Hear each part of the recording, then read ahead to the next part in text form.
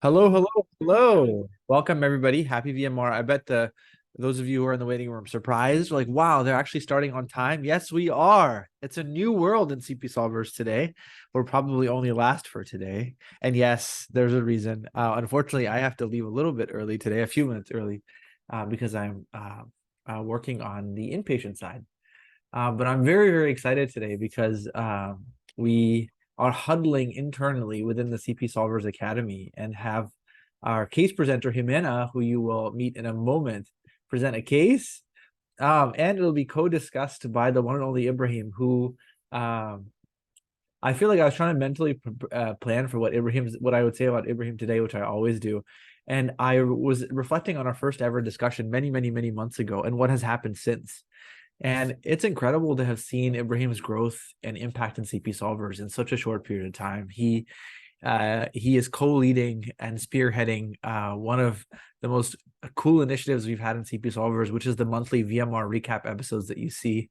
And you saw him anchor it and facilitate it so well. But what goes behind the scenes is an incredibly organized and meticulously detailed individual who has a intro and best practices document for everything he does, including sometimes even a video of best practices. But when I was reflecting further, I actually hadn't realized how many parts of CP solvers you've become involved in, Ibrahim. That's just one example of it. There's also a super secret project that will become hopefully more public that you and some other people here are very acutely aware of. We're thrilled to have you, Ibrahim, today. We've been mesmerized by what you're doing in this community and very, very excited to celebrate that a little bit today by discussing. I'll pass the mic to you to say hello and then to Jimena to say hello and to jump right into the case. Hello, everyone. My name is Ibrahim, just like Rabih mentioned. Rabih, thank you for introducing me to the audience. I've been a CP Solvers member, and I'm very happy and glad to be a part of this community. I'm very happy to be discussing today with my dear friend and mentor, Rabih, as well. I'm a medical student right now, and I'm very excited to hear more about Jimena's case. Just before we begin, I also wanted to give a shout out to Tansu, who would be scribing today. I'm not sure who would be doing teaching points, but you'll probably see their name on the whiteboard and you'll hear their teaching points by the end. So yeah. It's the one and only Mariana doing teaching points today. All right, Jimena, please take the mic. Tell us a little bit about yourself for those who may not have met you, and we'll jump right in. Hi, everyone. Good. First of all, sorry because my doggy is barking there. But it's so nice to see everyone here and some new faces. I'm very excited because I have never presented a case with Ibrahim discussing, but I'm pretty sure that he's gonna do awesome. As Rabih mentioned, my name is Jimena. I am from Guatemala and I love internal med. That's what I'm interested in the most. And I'm very excited to present you this case. Alrighty, my friend, take it away. Okay. Today we have a 32-year-old female who consults due to intermittent headaches that started 4 days ago. Okay, so I don't know, Rabih, would you like me to go first? Please, always. So I think for headache, there's obviously the emergent cases that you would have to, empirically treat and recognize in the ED. And then there are the other types of headache that have been going on for a couple of months or maybe a couple of weeks. So Jimena had already told us that this patient had a headache for 4 days. So it's very likely that they had an acute headache. They did not feel the need to rush to the ED immediately. And now it seems that it cannot go away, and this is why they're coming into the office. Or it may be that they just have poor access to healthcare and haven't been able to make it for the past 4 days into an ED. So things that I would have to rule out first would be something like a subarachnoid hemorrhage or an infectious process such as meningitis that had been going on. Other things that I think that we would have more time to dissect and be able to look into specifically would be things that would increase the ICP in someone's head. So a mass lesion, for example, and that mass lesion could be anything really. It could go all the way from a tumor to an infectious process that is actually forming a mass that is now undergoing a chronic process. Or it could be something that is more indolent. So something, for example, like if it were unilateral versus if it were all the way diffused throughout the head, I'd be thinking about a chronic migraine or a chronic tension headache. So I think for this case specifically, in order to be able to manage this patient and in order to investigate their problem further, I think it would rely heavily on the HPI of the patient. I completely agree with you, Ibrahim. There's so much more information, especially in the HPI, that's going to be very, very important. And I think it's a good time to reintroduce a very powerful concept in clinical reasoning, which is a concept borrowed from physics. That concept is called the center of gravity. And what that fundamentally means is the description of where are the key features of the case concentrated. And the idea is borrowed from physics because the idea is that the mass of a person can actually be concentrated in one single point, and that point depends on where the distribution of their body weight lies. And so the question is, where does the weight of this case lie?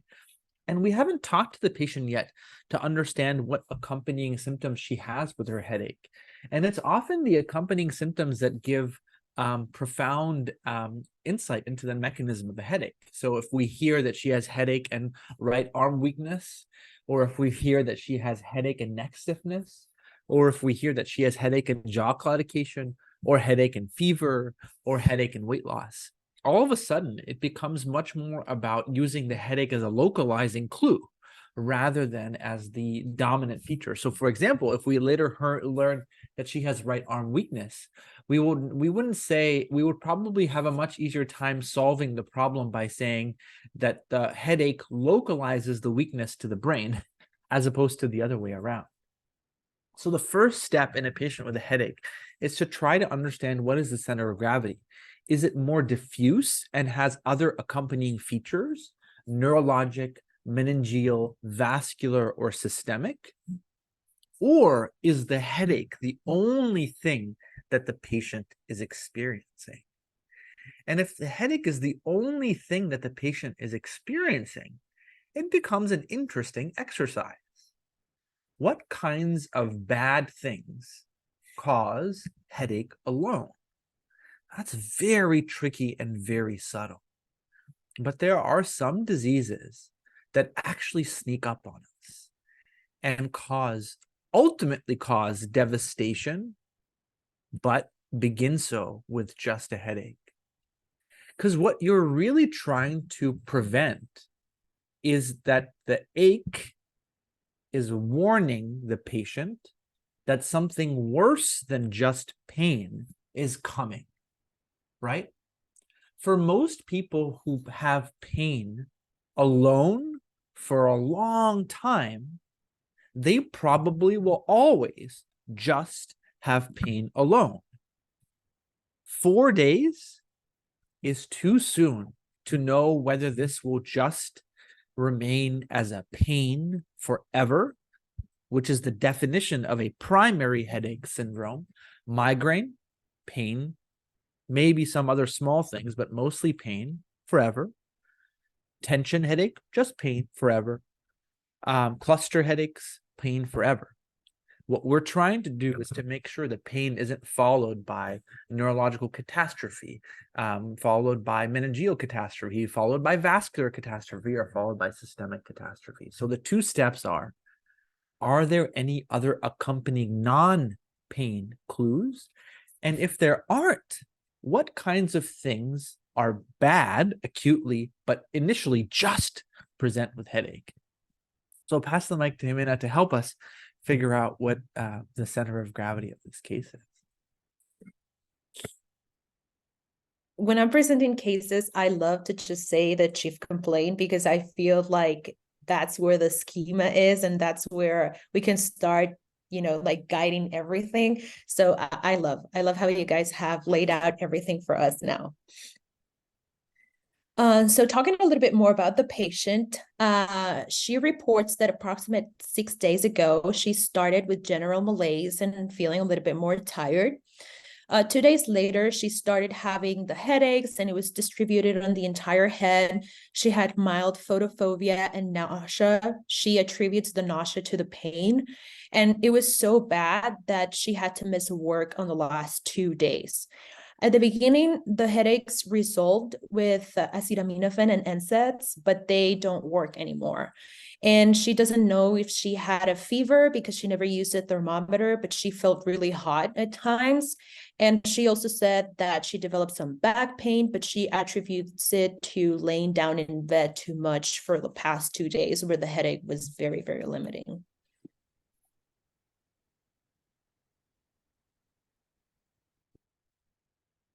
Okay, thank you for the HBI, Jimena. I loved how this patient actually, well, maybe not for the patient, but for me, I liked how this patient, had this acute headache, but it seemed that, it seemed that the NSAID had relieved their headache for a period of time. And I think the relief of their symptoms for a period of time may lower the pretest probability of something that we have to acutely manage, something like a subarachnoid hemorrhage.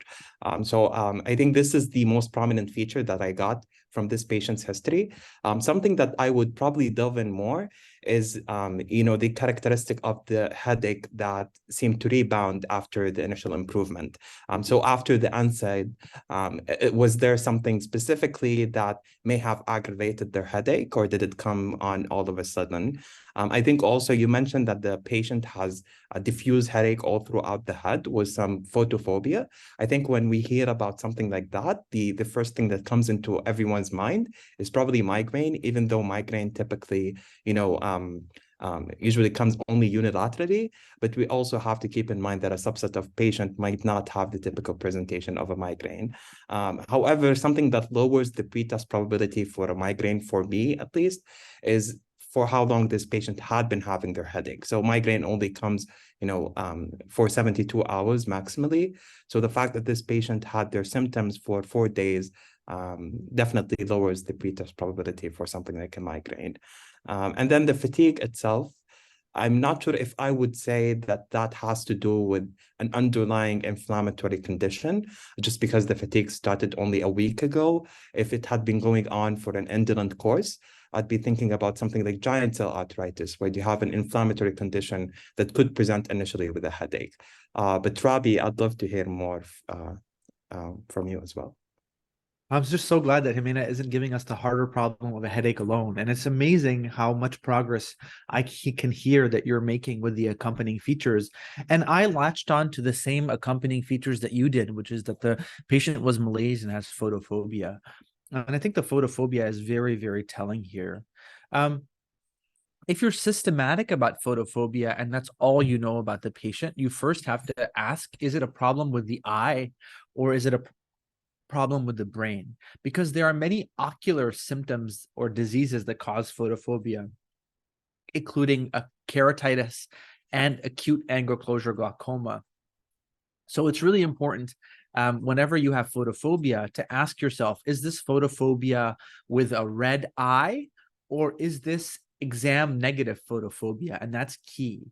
In many instances, we can obviously why the patient see with our own eyes why the patient has irritation with light, because their eyes are red. It's because they have a corneal ulcer or they have angle closure glaucoma. So for me, I'm really, really hoping to see what the eyes look like. And of course, in real life, you would get that information simultaneously by just looking at the patient, because it's very, very possible and important to step back and make sure that we're not dealing with an eye problem causing a headache, as opposed to a headache causing an eye symptom. So for example, could this patient have bilateral severe uveitis, scleritis, angle closure glaucoma causing her symptoms? Or does she actually have exam negative photophobia, in which case the two M's become the most important considerations: migraine or meningitis. So for me, it's really cool. One glance at this patient, and you'll immediately be like, migraine or meningitis. However, that glance could result in receiving the signal that she has really red eyes, which will change our calculus completely. So that's what I'm eagerly awaiting for. But at the same time, I agree with everything you've latched onto about the reasons why this would be unusual for it to be a migraine. We might end up diagnosing a migraine, but the journey towards that diagnosis has become much, much, much longer, and now includes many additional pit stops, including probably a lumbar puncture, if necessary, well before we would confidently diagnose a migraine in this patient. All right, Himina, tell us more, please. I love how you guys are just laying the scenario. So, with the past medical history, she doesn't have history of any chronic diseases. However, she was diagnosed with 2 STDs 2 weeks ago. She went to a clinic and they told her that she had herpes simplex 1 and syphilis. The diagnosis of syphilis was done through an RPR. She didn't have any non-treponema test yet, and she hasn't received any treatment. On medication, she doesn't take any. Surgery and allergy histories was also unremarkable. In social history, she is from Brazil and she came to the US in very early in her childhood. She works at a beauty spa. She lives alone and has a monogamous partner since 4 months ago. She doesn't smoke, consumes alcohol, or does illicit drugs. Do you guys want me to jump in with the physical exam, or do you think you have something to discuss here or to teach us here? I would love to hear from Ibrahim here. I think it's very interesting, eloquent. Yeah, I think, the thing that probably drew my attention and everyone's attention is here is her STD recent diagnosis. I'd just like to shed the light on neurocephalus, primarily because this patient had not received her treatment yet. And so I think, Rabih, you mentioned about the photophobia and how we'd have to look into someone's eyes in order to character or to better understand their underlying disease. And neurocephalus, interestingly, can also present with eye symptoms. And so it can present with the ocular typical reddening of the eye that can progress later on into the meningovascular infiltration of syphilis into someone's brain, presenting with neurocephalus later on. And then also for the herpes, but maybe Rabih, you'd like to talk more about both, or maybe the herpes as well. Yeah, I think that it's very important to recognize the overlap between sexually transmitted infections and the possibility of headaches. And if we were specific about trying to understand the meningeal involvement as clued in by the photophobia, we can definitely generate a list here. And I think this is a great pit stop to show you how hard it is to use the medical history. Are we going to try to connect sexually transmitted infections with meningitis, or are we going to try to connect them with ocular manifestations? Because the ocular manifestations are many. HSV can involve the eye and cause keratitis and retinitis. And you can also get syphilis involving usually the optic nerve, but also the uvea and many other structures. And this is a great way of showing how you really need to understand what the current problem is to be able to draw confident inferences about the value of the medical history. And so if we assume this patient has a meningeal issue causing her headache and photophobia, that's a reasonable assumption. I'm curious, Ibrahim, if you were to generalize and say, which of the STIs do you know of that can go to the meninges? You mentioned syphilis. Does anything else cross your mind? Well, you'd imagine that every infection process could cause deteriorating neurologic symptoms. I know about herpes encephalitis. This is something that comes into my mind. But right now, hearing this patient's history, I don't have another thing that really crosses my mind. Yeah, I think you're absolutely right. So the overlap between herpes and meningoencephalitis is one in which the most common association is that HSV1 causes a encephalitis syndrome more likely than a meningitis, though it causes both. And the opposite is true for HSV2. HSV2 tends to cause a meningitis compared to the lower rate of causing an encephalitis. And a interesting phenomenon of HSV2 is it can cause what's called Mollaret's meningitis, Mollaret, which is a recurrent meningitis over and over and over again from reactivation of HSV2. So you're right, the herpes viruses have a strong overlap between brain issues. The other big one, and that's a virus, is HIV. Especially in its acute phase, has a variety of neurological consequences, including meningitis. And you already mentioned syphilis, and syphilis is a big culprit in causing meningitis. Very rarely, you can have Neisseria meningitidis, not itself causing meningitis, but it's a reminder that Neisseria gonorrhea, in very rare instances, can also disseminate to the meninges, but does so highly infrequently. So if you're making a short list of STIs causing meningitis, that short list would probably be HSV2, HIV, and syphilis. And so here, we would be much the wiser knowing her status for HSV2 and HIV, though her syphilis potentially causing neurological involvement would be a leading hypothesis, given that we already know she has a high RPR, but has not been treated yet. I think there's another interesting dimension to talk about, which is diagnosing syphilis, because there's a little bit of a incompleteness to that diagnosis here. So, Ibrahim, what do you know in general about the diagnosis of syphilis? I know that it varies from I think you're. Yeah, there you go.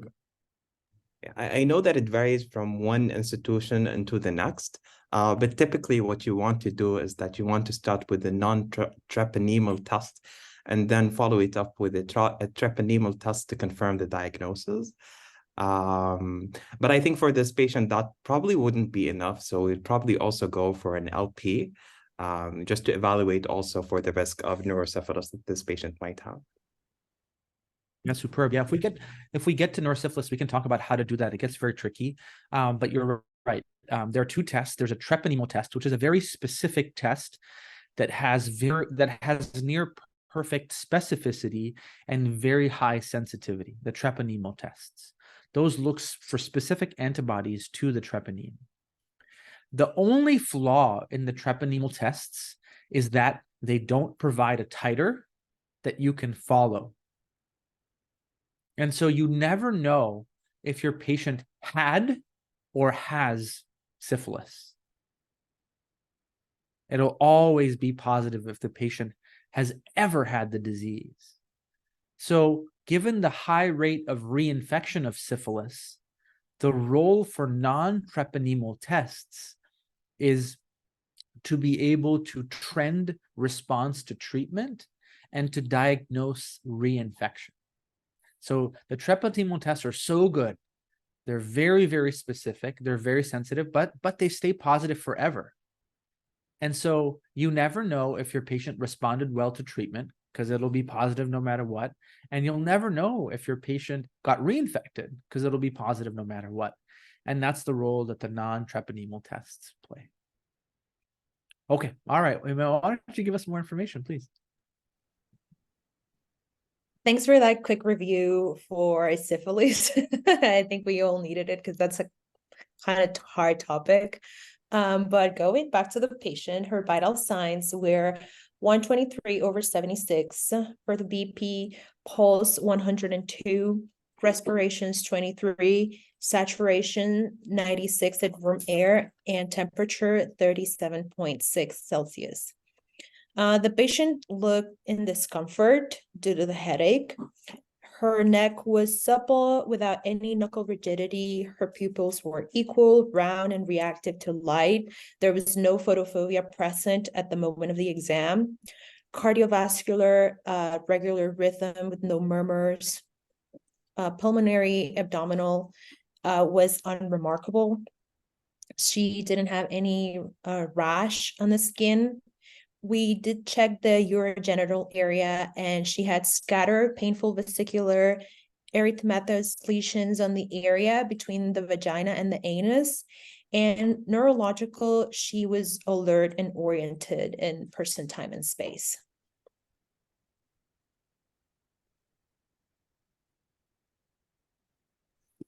I'm just gonna comment on the vesicular rash, and then maybe Rabih, if you'd like to comment on something else. The vesicular rash brings up HSV2, just like Rabih mentioned, especially with its relation with meningitis and like HSV1. So this is what comes into my mind right now, that the virus is being shedded. It's in its acute phase, and it may be the reason why this patient is presenting with their headache right now. Also, the patient seemed afebrile, but I don't know if Rabih would like to talk more about that. Yeah, no, I think that at the end of the day, when you're worried a little bit about meningitis, the first thought is, could this patient have bacterial meningitis, a life-limiting disease, often characterized by high fevers, sepsis physiology, and a relatively acute presentation. And here, the fact that this has been going on for 6 days and the patient is afebrile and relatively hemodynamically stable markedly reduces the probability of bacterial meningitis. And so I think here it's interesting. We're having to entertain the possibility of a meningeal issue, but in a patient with a supple neck and without photophobia. And so the significance of that is really, really interesting. And so you might have to say, well, can you have meningitis without neck stiffness or without photophobia? And the answer is absolutely yes. In fact, the range of symptoms from meningitis can be from just headache alone to the classic features, and the probability of neck stiffness and photophobia correlates with the degree of meningeal inflammation. The best example of this phenomenon is cryptococcus. So cryptococcus very rarely causes high cell counts. It tends to cause high opening pressure. And so in patients with cryptococcal meningitis for whom their lymphocyte count is rarely above 50 to 100, their predominant presentation is just a really bad headache. And so here you have, you can say that the lack of neck stiffness and the lack of photophobia present in this moment reduce the probability of a very aggressive inflammatory meningitis. But ongoing low-grade inflammation from the meninges is a very reasonable working hypothesis, given the report of photophobia, given the lack of obvious intrinsic neurological disease, given the lack of weakness or lack of other brain findings that the patient has, and the very concerning hypothesis that she has an STI that is involving the meninges, which we talked about here. So my biggest piece of advice is, the lack of prominent meningeal symptoms does not mean the patient doesn't have meningitis. It just means that they probably don't have a raging meningitis. All right, Jimena, tell us more, please. Thanks for discussing that, guys. We're going to jump into the exams. I don't know how you're going to find this. I laid out the the main exams, but you can ask me because I have more. Yeah. So the complete blood count was 16, white blood cells 16K, hemoglobin 14.1, the platelets 220K. Her CMP, the sodium was 137, potassium 3.7, creatinine 0.9, BUN 14, glucose 111. AST was 50, ALT 48, ALP 84, We did get a TSH. It was normal. The chest X-ray was normal too, and we got your analysis, which was normal. Alrighty. So I think again the current labs at least they don't seem to be striking for this patient's condition. They seem to correlate with her clinical presentation. I think if there is something to comment on would probably be the WBCs. But maybe it would be more helpful if we also had a differential. Just like Rabih mentioned, you probably would not suspect a bacterial cause in this patient. But lymphocytosis would probably be something reassuring for this case. Other than that, I think an LP would probably be the most important thing for this case. But Rabih, is there something else that you think could be commented on in here? Yeah, Ibrahim, if you had to be 1 second. Sorry. I don't think NAR likes this white count. Ibrahim, if you had to, maybe you can actually give us insight into what you were thinking before you got this data. So I'm really curious, what did you think the white count was going to be before it came back? What was your guess? Elevated, due to the underlying infectious process, most likely, but not elevated. Yeah. Yeah. I'm surprised, honestly. I'm surprised it's this high. Because most people with syphilis have a normal white count. Most people with HSV1 have a normal white count. Most people with HIV have a low white count, or if it's high, it's lymphocyte predominant. So my first instinct is to be like, ooh, is this white count fooling us? And is it actually a lymphocytic predominance? And that's why it's high, or is it actually truly neutrophilic?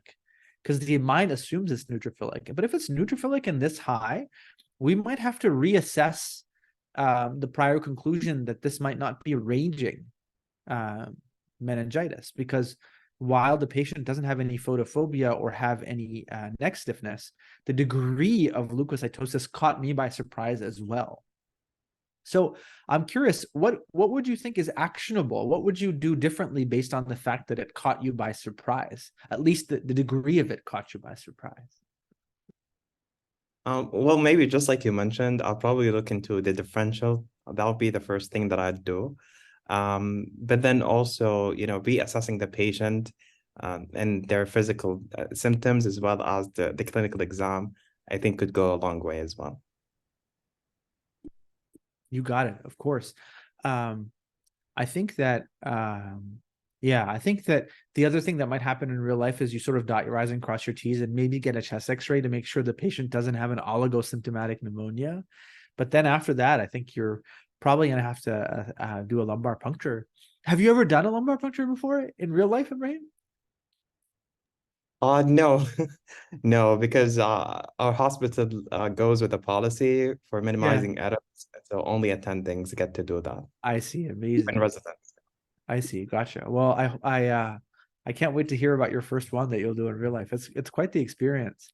One thing that does come up as a conversation to have is the value and the role of imaging before a lumbar puncture, a CT before a lumbar puncture. What do you know about that space and that question? I know that if you're suspecting that a patient has an increased ICP due to an indolent process, like a tumor, for example, you'd want to do a CT just to rule out the possibility of herniation if you had to do an LP. For this patient, I don't think that we'd have to do a CT, but I'd love to hear more, about your thoughts, or if CT has to be done for every patient. Yeah, great question. So there's a lot of data that's changed about this, but the truth is that only a small number of people need a head CT before a lumbar puncture. What you're trying to see is to understand whether a patient has a focal lesion in their brain. That's the real issue. Do they have a focal lesion?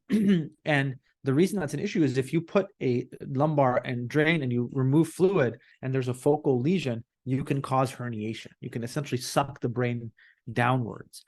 So the question is, who do I need to be worried about who might have a focal lesion?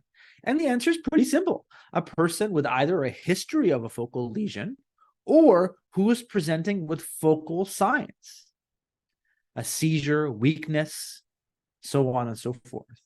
The hard part is to worry about the patients who are too confused to tell you that they've had a focal lesion, or too confused for you to do a high quality neurological examination. There's also the theory that age should be a rule for getting a head CT, because the older you are, the more likely you are at baseline to have a focal lesion. But many studies have now concluded that that might be excessive. So who needs a head CT? It's somebody who with a history of or with signs of a focal lesion for sure. Somebody who's too confused to talk to you, maybe. Just based on age alone, historically, yes, currently, no. So for this patient, I don't see why you need to get a head CT, though sometimes the instinct to want to make sure takes over us in real life, because it's so easy to get a head CT in many places. But by the rules, I don't think you need one in this case. All right, Jimena, tell us more, please. I love that you guys are talking about head CTs, because we did get one, and this is coming in this aliquot. So the head CT was basically normal. It was negative for hemorrhage, herniation, or any intracranial pathology.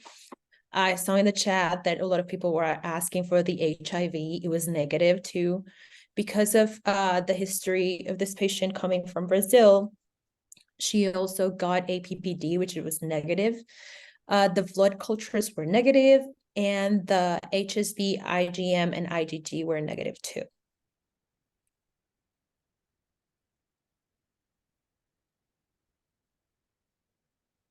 Rabih, would you like to tackle this one? No chance. I want to hear your beautiful voice first, please.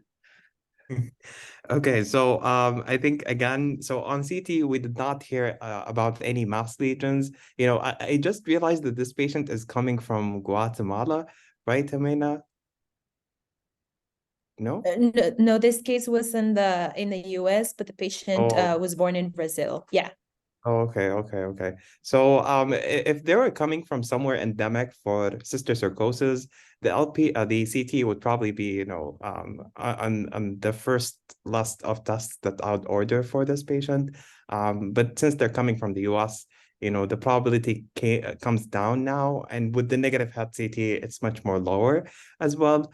The fact that they don't have HIV, and PPD as well as HSV. I wondered how they had their diagnosis of HSV and why the antibodies are now also negative.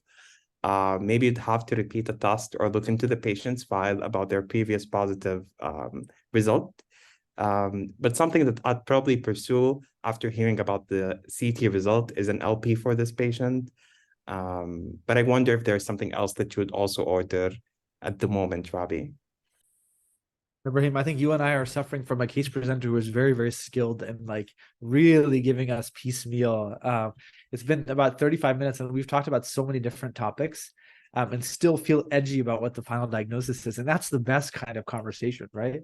Is we're like, where is this going? And I'm really, really impressed by your ability to stand tall despite the uncertainty that we're existing in. And I agree with your analysis. I'm really interested in seeing what the disconnect between the patient saying she was diagnosed with HSV, but the antibodies here being negative.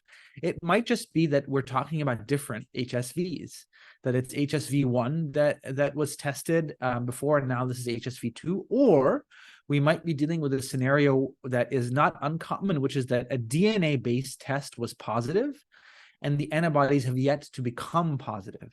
And so the general order of positivity for testing is PCR/DNA tests followed by antibodies. The first antibody to become positive is usually IgM followed by IgG. So I think there's two possibilities here. One, actually there's three. One is that it's a different HSV that's being tested. Two, that it's the sequence of positivity of a new infection with just DNA being positive. Or three, that Jimena has a trick up her sleeve that I haven't been able to figure out. That's the third possibility. But, you know, I think, Ibrahim, it's really good practice to try, since we're kind of getting close to the end, to try to say what your problem representation is out loud. Because we've gotten a lot of data. I'm curious what parts of this case are important enough to be mentioned in your problem representation? So I'd probably summarize this case as a 32-year-old female who's presenting with a headache that had started with a diffuse headache that had started 4 days ago and is afebrile, and is also presenting with photophobia and nausea with unremarkable physical exam except for vesicular rash and an elevated WBC. Concerned for meningitis and should probably undergo an LP. Superb. I couldn't agree more. It was absolutely truly flawless. I love it. All right, Havina, tell us more, please. I saw in the chat that they were asking for the LP, so that's what you're gonna get. I don't know if they were asking for it. They were demanding it. Yeah. So just for you guys to know, I'm going to give you the LP, and after that, I'm going to give you the final diagnosis.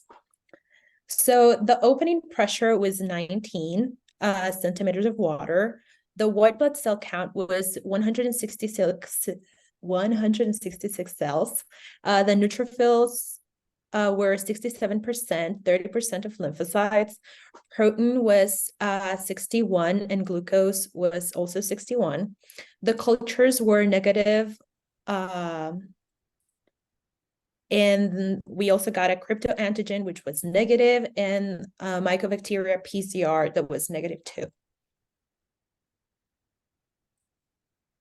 Amazing. I mean, I'm going to give Ibrahim just a minute to think about this, to put his thoughts together, since it's the final outcome. But ask you, were you participating in this patient's LP? No, I am just to give you a little bit more context, I was in the ID department. Oh, I see. And the primary team was the one who did all of the studies. Yeah. Have you ever done an LP in real life so far, Himina? I tried to do one when I was in medical school, but it was like very early on in the training. Yeah. It's hard. It is hard. I got a lot of help from the resident that was doing it, but I do remember they tell you that once you have gotten into the space, like you can feel like that, I don't even know, like crack. Yeah. And you read about that and they tell you about that. And I just remember that I did feel it, and it was just like a very weird experience. You know, my if I were to tell you my numbers for success for lumbar puncture, I'd probably get fired. Yeah, it's very, very, very, very hard. It's a very, very hard procedure. I think people who do it quite frequently get very, very skilled at it. But the good news is, in many parts of the world, meningitis is such a rare phenomenon that it's almost a good thing that many physicians actually aren't good at getting lumbar punctures, because we don't get the cumulative high intensity exposure. I do way more VMRs than I do lumbar punctures, so I feel a little bit more comfortable here. So Ibrahim, where are you at now? So for this patient, to be honest, my mind was thinking primarily herpes. And I remember reading just recently that if you see RBCs on someone's LP, this should probably, make you diagnose herpes almost immediately. Because sometimes herpes can present with, atypical LP for a viral infection. You would think that viral infection would not present with the low glucose, but herpes do present with low glucose on LP. And then also they can present with elevated WBCs. So this is what comes into my mind. But also, I haven't heard something about a VDRL for syphilis for this patient's LP. I'm not sure if there is one. If there isn't one, I'd probably think that that's not the diagnosis, since, Himain is going to reveal the diagnosis in the next aliquot. But there is my mind at the moment. Yeah, no, I think your analysis is great. I think but this is we now proven that this person has meningitis. She has an elevated white blood cell count in the CSF. That's the definition of meningitis. And the protein is mildly high and the glucose is not low. Is not actually on the fence. It's not very, very low, but it's lower than 2/3 of the serum glucose. I think one way in which we analyze the possibility of a lumbar, one way in which we try to make an educated guess as to the cause of the meningitis is to look at the differential. And you'll see many textbooks say a lymphocytic pleocytosis or a neutrophilic pleocytosis. So what's your take on that dimension in this case, Ibrahim? What do you think about the diff here? Yeah, so I honestly think about neutrophilic pleocytosis in the context of a bacterial meningitis, and then a viral pleocytosis in the context of in the lymphocytic pleocytosis in the context of a viral meningitis. But then, as you've mentioned, this patient seemed to have an indolent course. So I'm wondering if they have an atypical organism, or if they have a viral infection such as an HSV that is resulting in this WBC. Yeah, 100%. I'll just ask you one more question, then we'll summarize it. So in patients who have a bacterial meningitis, pyogenic bacterial meningitis, do you have a sense of what their average total white blood cell count is? Oh, sorry, no. I'd assume it's neutrophilic pleocytosis on CBC, but I wouldn't imagine what an average would be. Yeah, this is a very good dimension of analysis of lumbar puncture that we don't talk about enough, which is that there's two variables to track. One is what is the height of the white blood cell in the CSF, and then two, what is the differential? If you're just focusing on the differential, you're right that neutrophilic pleocytosis, your reflex should be to think of acute bacterial infections. What else causes a neutrophilic pleocytosis? It's amoebic infections like Neglura fowleri, very rare but deadly, and viral infections. We'll talk about that in a second. The most common causes of a lymphocytic pleocytosis are viral infections, but also atypical bacteria, including syphilis.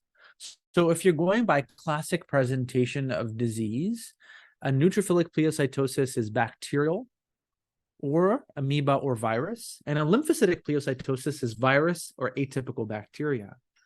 So you can see that a viral infection is present in both categories.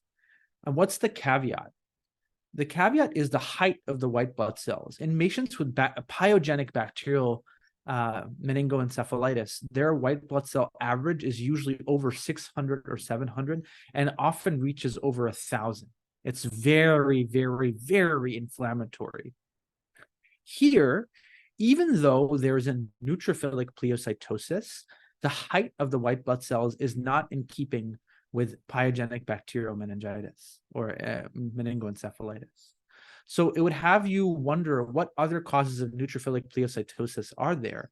Is it amoebic? And the answer is no, also based on the height, but also based on the lack of brain lesions, which is a common feature of amoebic encephalitis.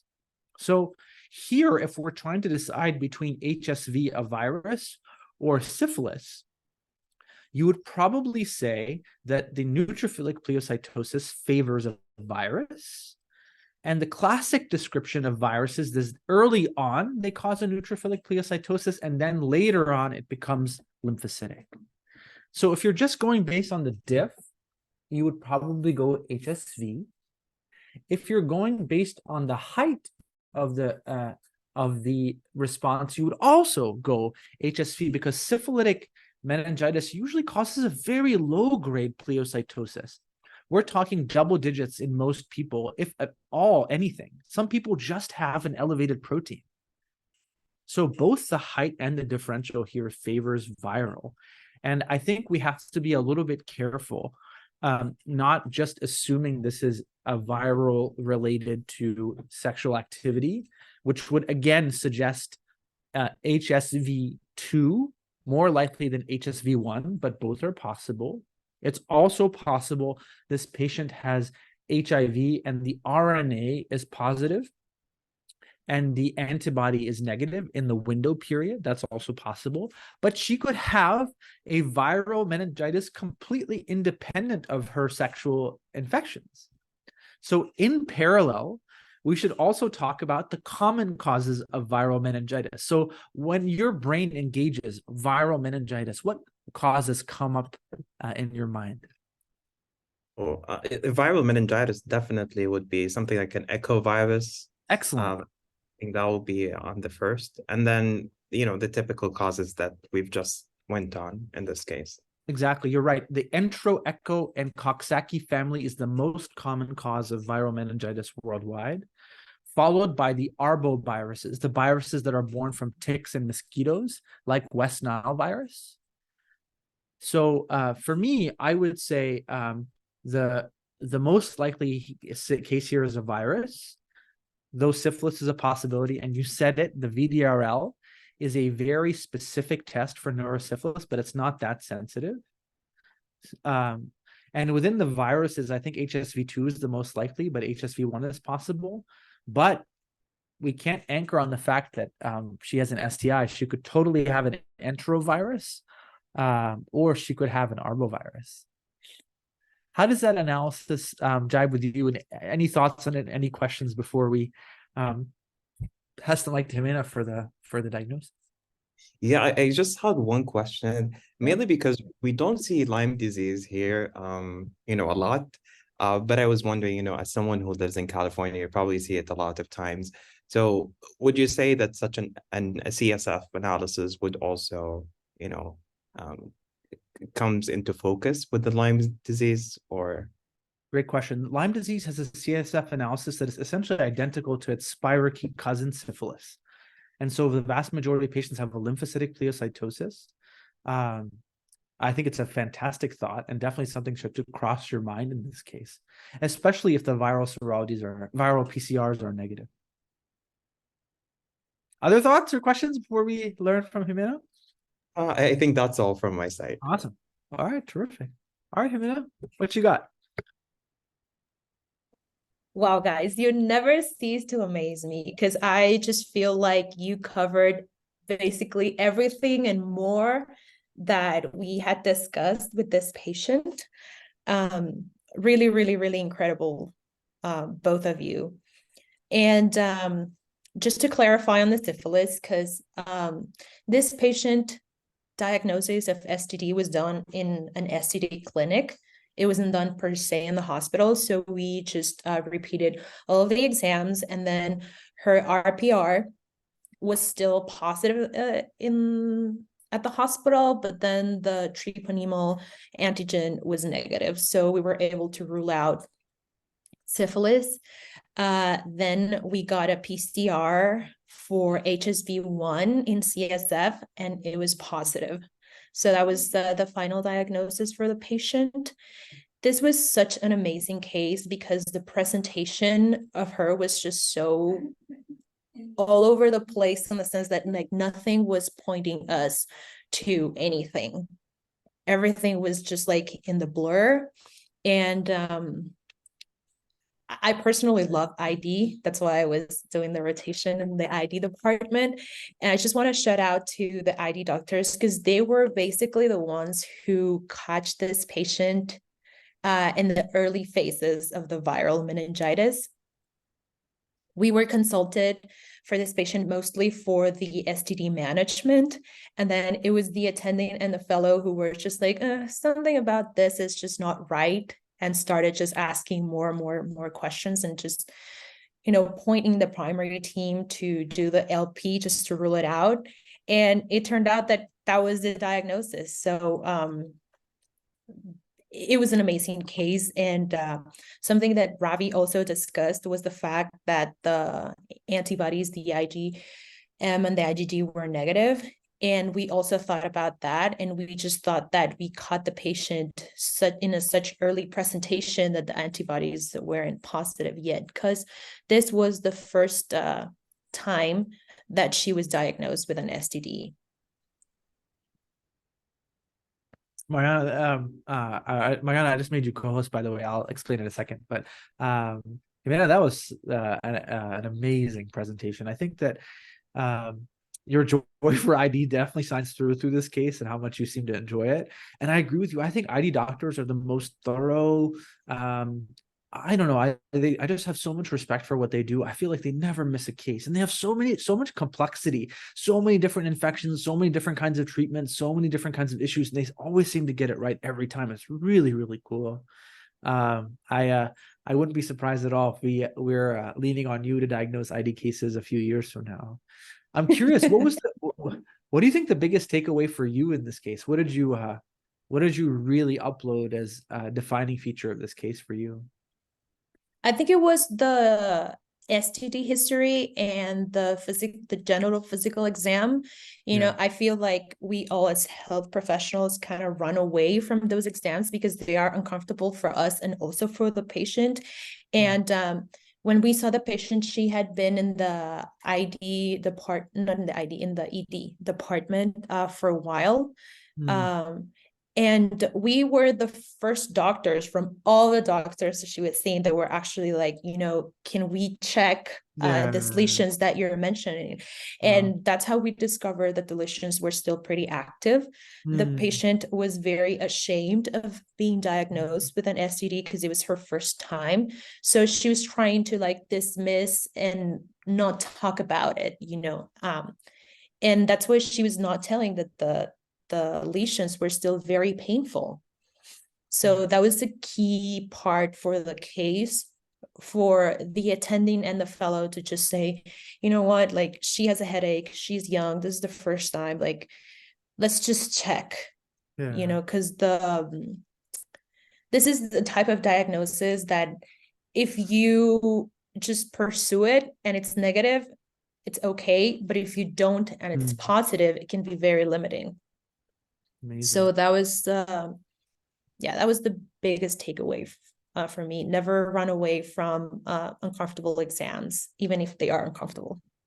Powerful takeaway. Very, very powerful and really, really important takeaway. Thank you. Ibrahim, what was it like to discuss?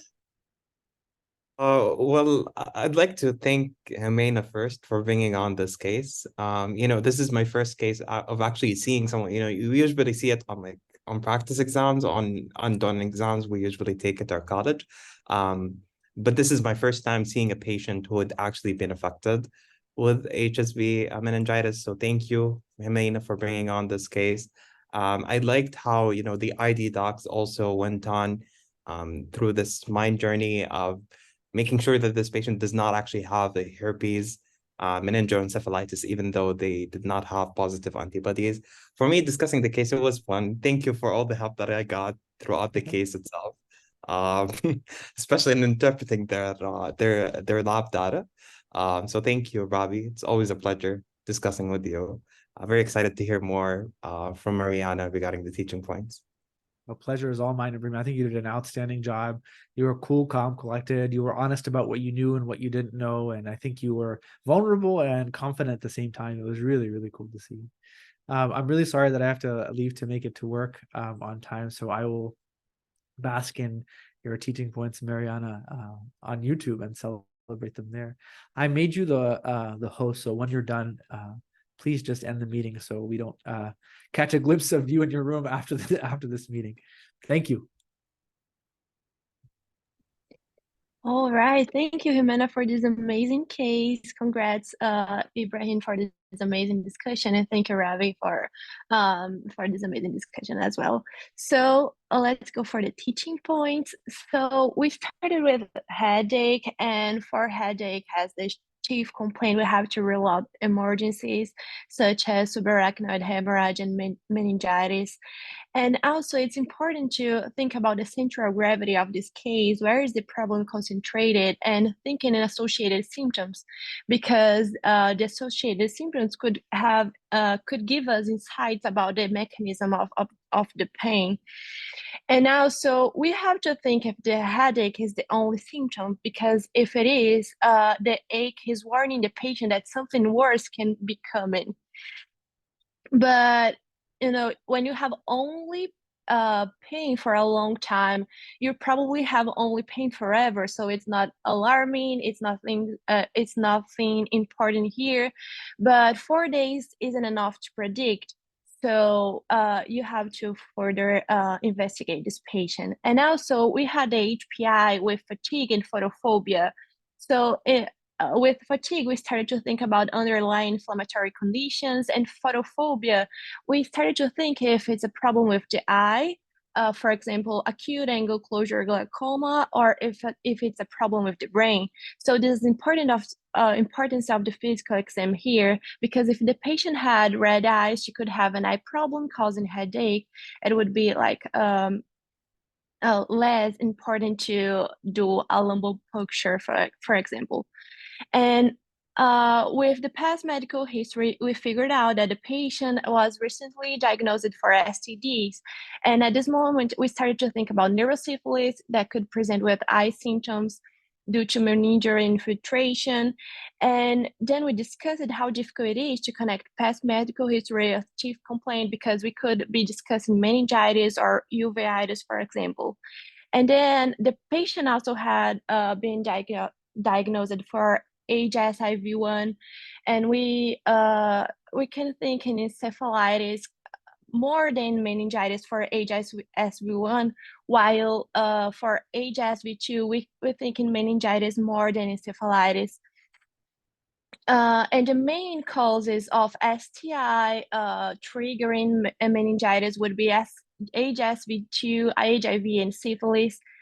We also we talked about treponemal tests that is very specific, but they are positive forever. So it's impossible to know if it's a previous or current infection. And at the same time, non-treponemal tests are really important to evaluate infection regression here. The patient was febrile and hemodynamically stable, so bacterial meningitis here would be less likely. And with the labs, leukocytosis was higher than expected. And if it's neutrophilic, it would be important to review the case for possible bacterial infection. And we also discussed CT before LP, and it's important to perform in suspected cases of increased ICP to prevent herniation. But it's important to know if the patient has a history of focal lesion or focal signs, because the focal lesions that would increase ICP. And then we discuss a neutrophilic pleocytosis that would be caused by acute bacterial infection and amoebic and viral infection, while lymphocytic pleocytosis would be caused by viral and atypical bacterial. But most important here is the level of HBC, because you would think in bacterial infections if WBC would be higher than 600 or 700. And for viral meningitis, the main important things to think is the enterovirus and arbovirus. And the diagnosis here ended up being HSV1 meningitis. And that's what I have for today. Thank you for listening to my teaching points.